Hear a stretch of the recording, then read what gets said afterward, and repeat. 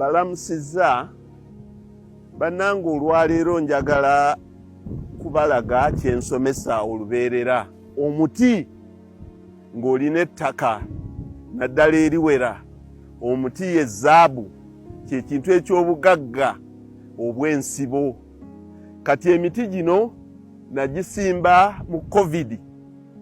Ndowooza twatandika okulongoosaawo wano okubeera waaliwo kibira ne tutandika okusala ekibira. Abantu we baazimbira ennyo mu COVID. Ne tutandika okusala ekibira ekyaliwo, ne tutandika okusimba. Ndowooza gino natandika ogisimba, ndowooza yali November, December 2020. COVID awo yatukwatira awo n'awera. Ne ntandika ogisimba.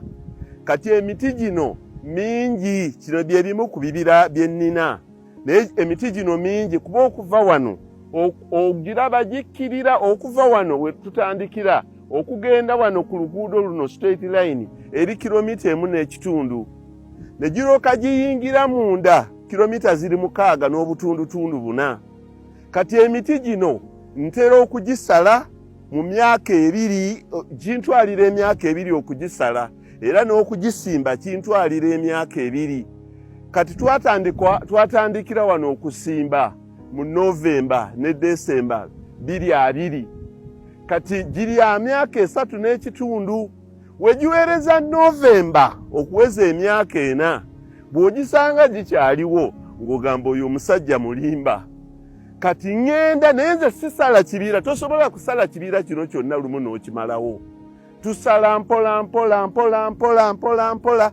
Kati tugenda tubebbulako bubebbuzi. Akatundu ke tusaze oba acres 12, ate tusala tusimba. Tusala tusimba. Wensaze emiti mansimba mbwenti nga nsimbamu n'omusooli, nga ngukungulawo, nga ngujjawo, nga nzizaamu ebijanjaalo. Olwaleero kye mbategeeza nti abantu tutegeere enkozesa y'ettaka n'engeri gy'ogisobola ogiryamu ssente. Kati lino ettaka lino naakalisimbako ebibira nga mbitema emirundi 3. Emirundi 3. Naye kati gino gibuzaayo myezi nga bw'ogiraba. Naye era ngenda kugisalira ndowooza omwaka mulamba n'ekitundu, kubanga nammwe bwe mulina rentals zammwe, ennyumba z'abapangisa, nammwe nga bwe musitika konteyina zammwe, nange bwe nkola ngera bugezi nti emyezi 2 nsazeeko acres 40, nga batema nga basala nga mbagamba muveemu. Oluba okuvaamu nga nsimbamu omuti gwaye, sisala nga sinnafuuyirawo wansi. Oluba okumaliriza bwe bati nga nyongeramu, nga nzizaamu emipya, nga neeyongerayo. Kati okirabira ddala kigenda eri waggulu, era eriyo n'ekiyumba ky'enkoko.